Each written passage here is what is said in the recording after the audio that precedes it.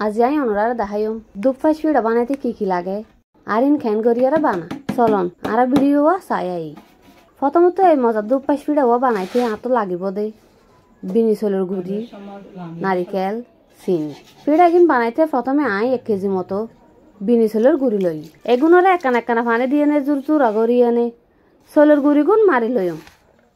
এড়া I পরিমাণ মতো নুন দিম এখন আর পিঠার গুড়ি মারা শেষ হয়ে ইয়া এই গুড়ি গুণ 10 মিনিট মতো এনে মজার দিয়ে রাখি দিম এখন 10 মিনিট রাখানোর পরে এগুলোর চলে তুলি চালিয়ম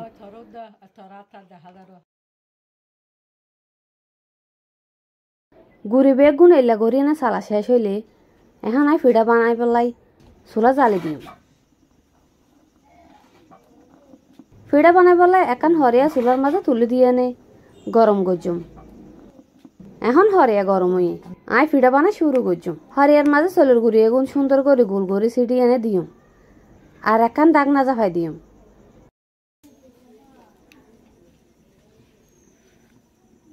হতুন ফর করিয়ে ডাক না তুলি এনে পিঠার মাঝে নারিকেল আর চিনি দিয়ে এনে পিঠা ইয়ান পড়ি ফেলাইম এল্লা করি না একখানের পর একখান করি পিঠা বেগিন বানাই ফেলাইম সন আর পিঠা হইলে সুন্দর হয়ে